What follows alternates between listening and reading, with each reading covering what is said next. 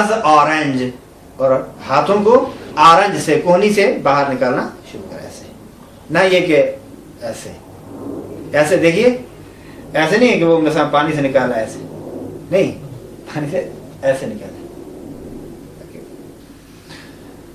خوب کہتے ہیں کہ اگر آخری مسئلہ اسی میں، اگر بعضی اعضاء وضو در وضو ارتماسی و بعضی غیر ارتماسی انجام دہد اشکال ندارد. مثلا آپ وضو ترتیبی کرنا چاہتے ہیں، لیکن ان میں سے بعض اعضاء کو ارتماسی طریقے سے، بعض کو ترتیبی طریقے سے، یعنی تفکیک ہو دونوں میں، ایک مرتبہ مکمل ارتماسی ہے، ایک مرتبہ مکمل ترتیبی ہے، ٹھیک ہے، مشکل نہیں ہے.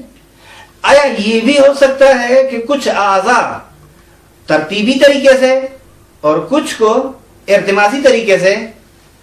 کہتے ہیں ہاں، مشکل نہیں ہے، شرعی لحاظ سے اصلا یہ صورت بھی ٹھیک ہے.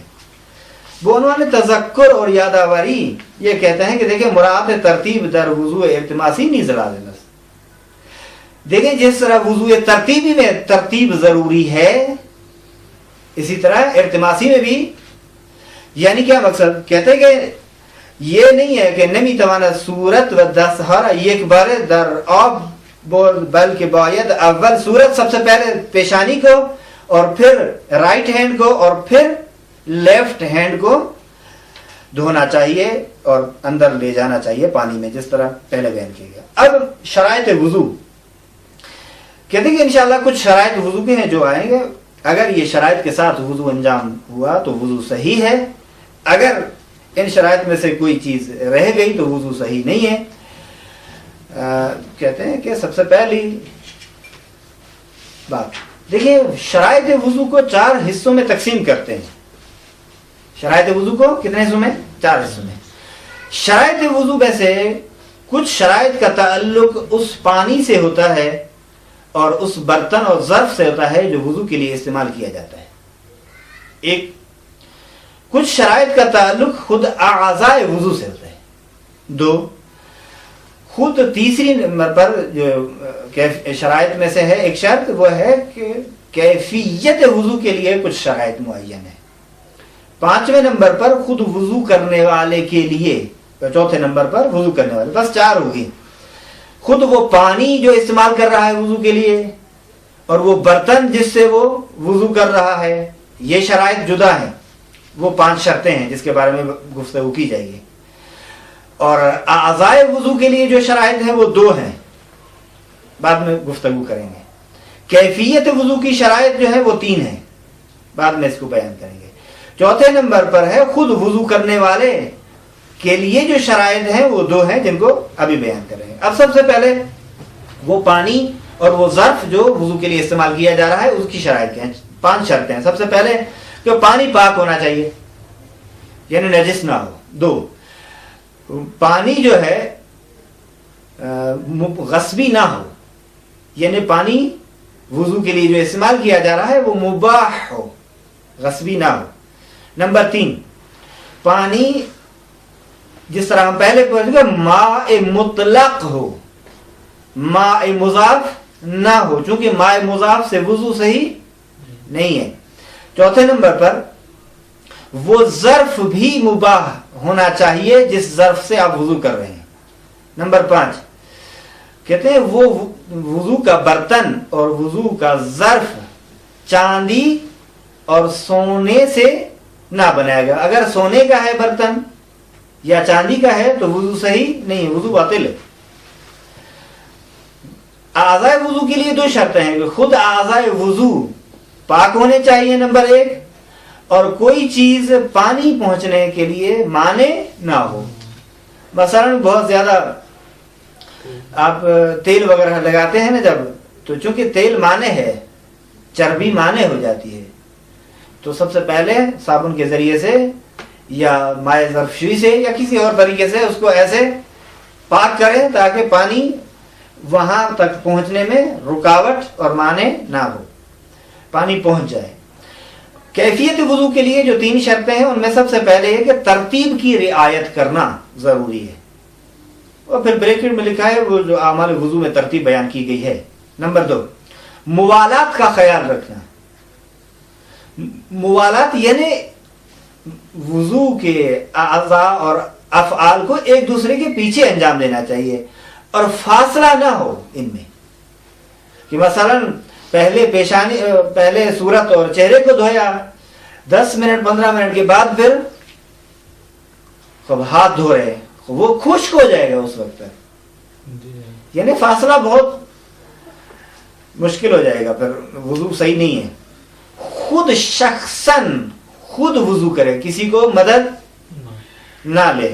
مثلا فرض کریں وہ کوئی شخص آ کر اپنے ہاتھ سے پانی بھر کر دوسرے کے ہاتھ پہ اس پہ چہرے پر پھیر رہا ہے اور وضو کروا رہا ہے، یہ صحیح نہیں ہے اس طرح وضو۔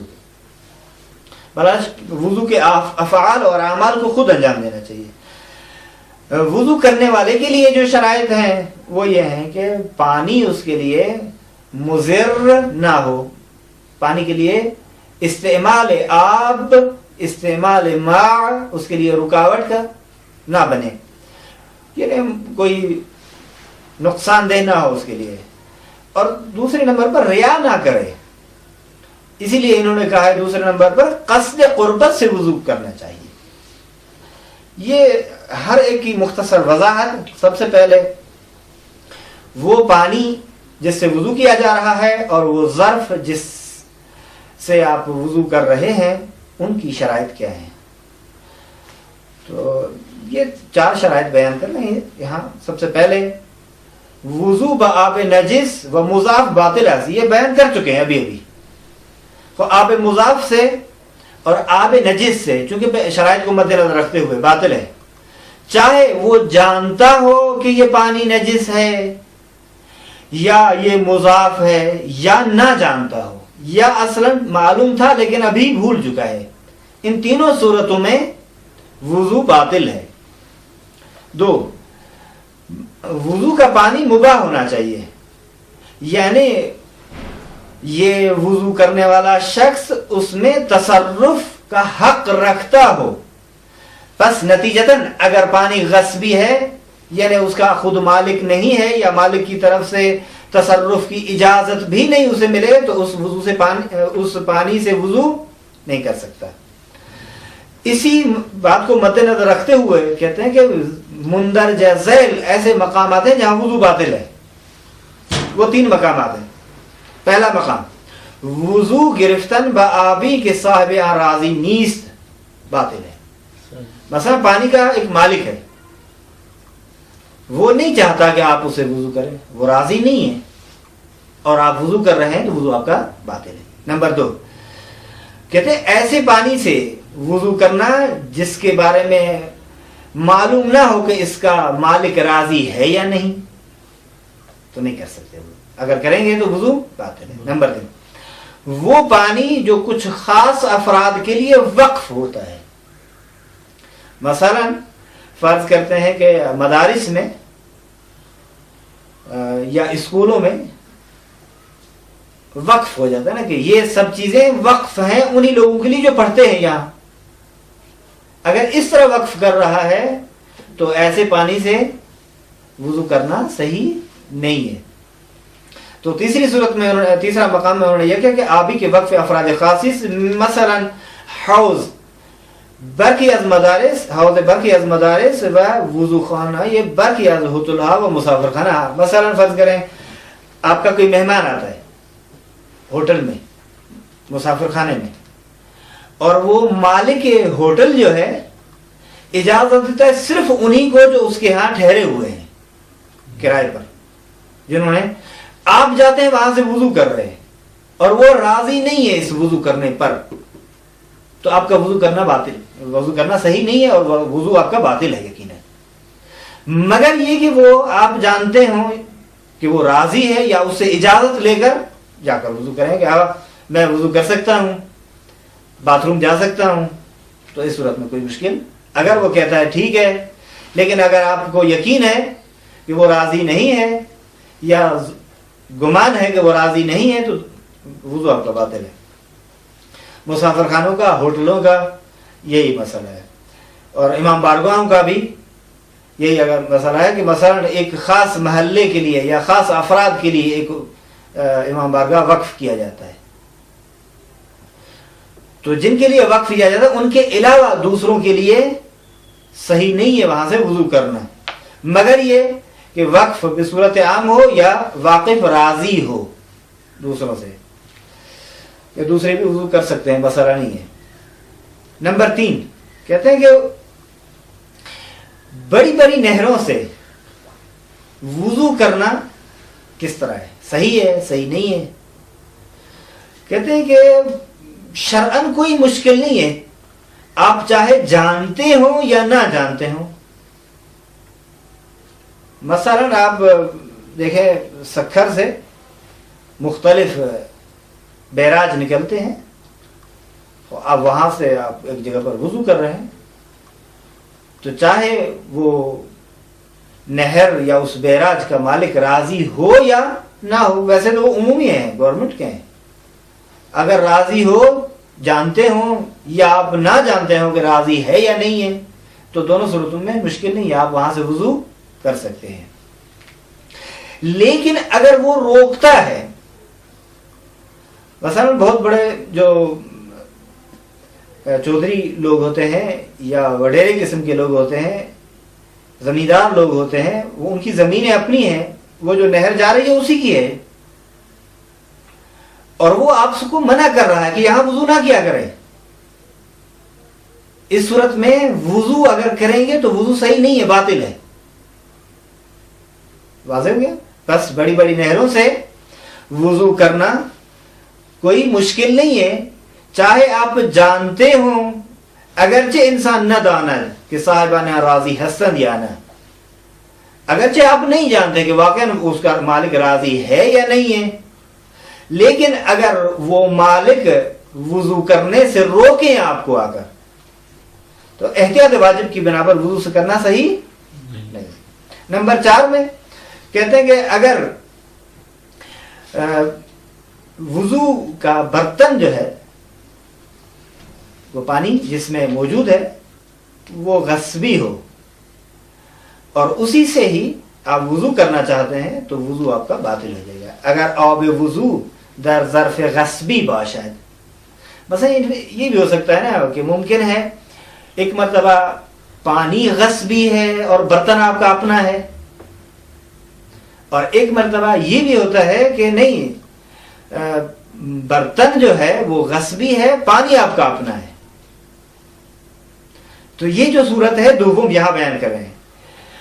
غصبی ظرف میں اگر پانی موجود ہے وضو کا اور آپ اسی سے وضو کر رہے ہیں تو وضو آپ کا باطل ہے.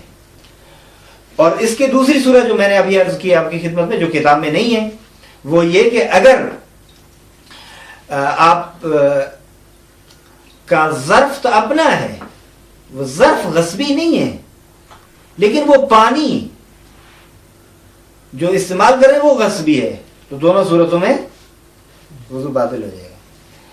کہتے ہیں کہ اعضاء وضو کی جو شرائط ہیں اس کی مختصر تفصیل صفحہ نمبر 67 پر کہتے ہیں کہ اس کی کچھ شرائط ہیں، جن میں سے پہلی شرط یہ ہے کہ اعضاء وضو دھوتے اور مسح کرتے وقت پاک ہونے چاہیے. اگر آپ چہرے کو دھونا چاہتے ہیں اور چہرہ نجس ہے پہلے سے، یا ہاتھ نجس ہیں، یا پاؤں یا سر نجس ہے اور انہی سے وضو کرنا چاہتے ہیں، مسح کرنا چاہتے ہیں، تو صحیح نہیں ہے. یعنی چاہے وہ دھونے والی جگہ ہوں یا مسح کرنے والی، تمام اعضاء وضو غسلتان اور مسحتان پاک ہونے چاہیے. نمبر 2 کہتے ہیں کہ اگر کوئی چیز پانی پہنچنے سے مانع ہو تو اسے پہلے برطرف کرنا چاہیے. اگر ایک نازک